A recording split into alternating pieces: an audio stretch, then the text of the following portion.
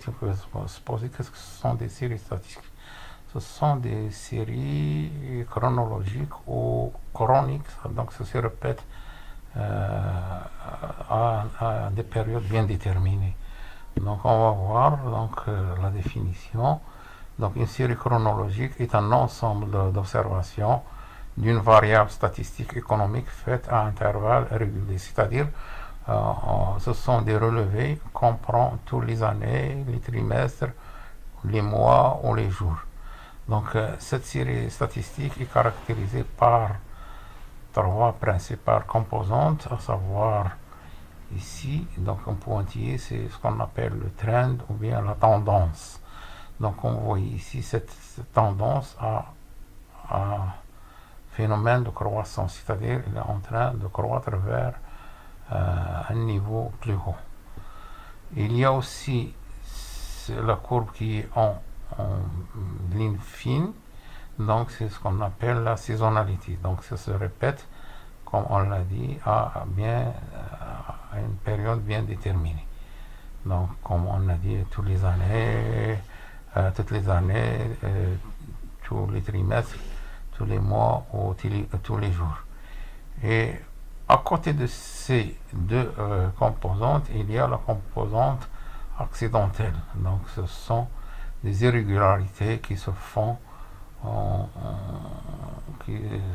d'une manière accidentelle.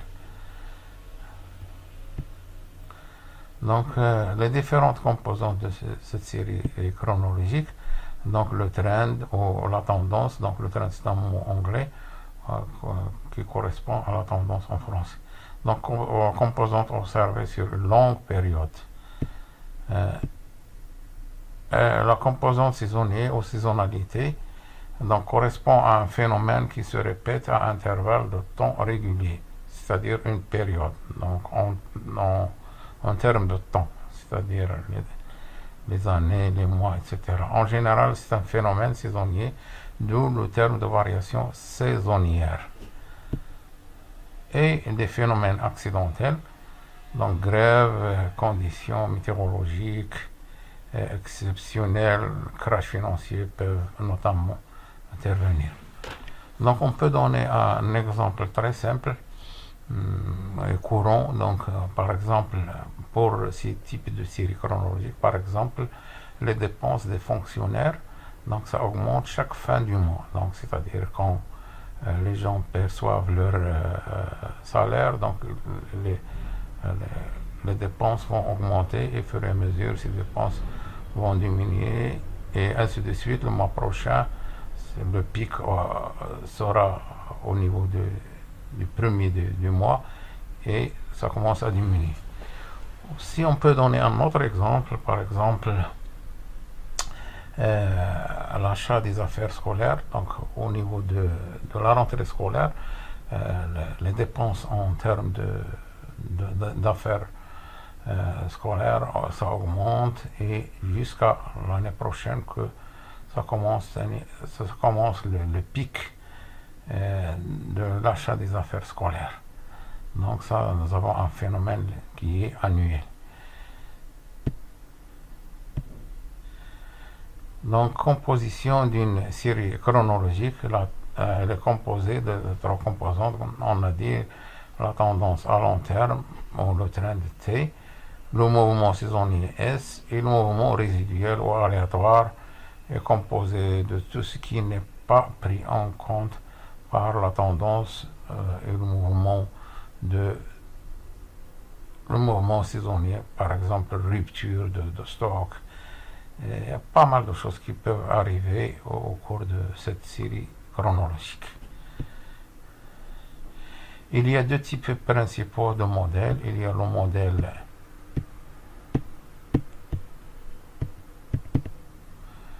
le modèle additif qui est exprimé sous cette forme. Y est égal à T plus S plus R, c'est-à-dire le trend plus la saisonnalité plus les résidus. Le modèle multiplicatif, il est de cette forme-là. T multiplié par S multiplié par R, ce sont les composantes de la série chronologique.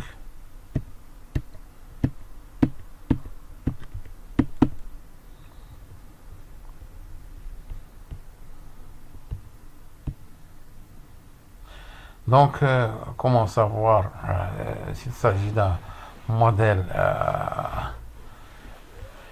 multiplicatif ou un modèle additif? Donc, qu'est-ce qu'on va faire? La méthode graphique de courbe en enveloppe, c'est-à-dire on va tracer ce qu'on appelle une enveloppe.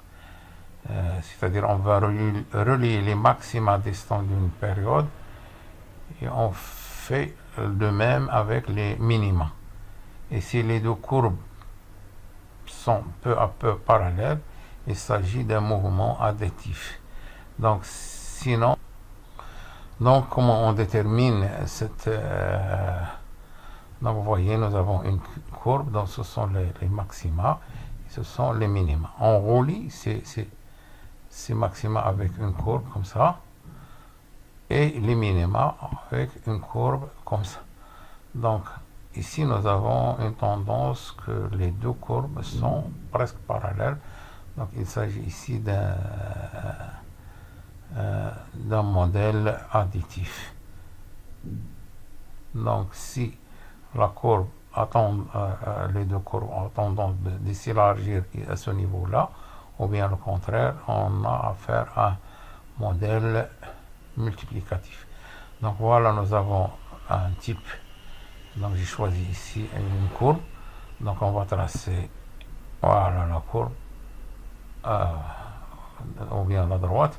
Donc on va relier tous les maxima et on va relier tous les minima. Donc ici c'est presque, nous avons deux courbes qui représentent deux droites parallèles. Donc il s'agit ici d'un modèle additif.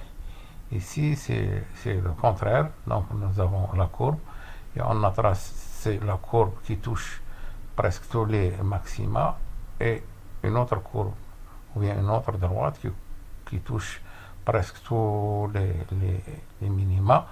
Donc on a obtenu deux droites qui ne sont pas parallèles.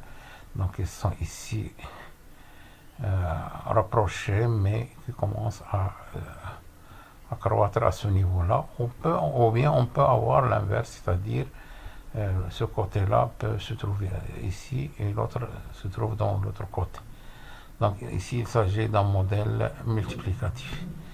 Donc sur ce prend fin cette introduction sur les séries chronologiques. Donc on va aborder un exercice, mais c'est pas simple de le faire avec des calculs manuels ou bien avec la calculatrice, donc ça va prendre beaucoup de temps. Donc on va essayer de travailler avec un logiciel ou bien qui est l'Excel ou bien le tableur, donc il va nous faciliter la tâche. Donc sur ce prend fin cette petite introduction et à la prochaine fois, Inch'Allah.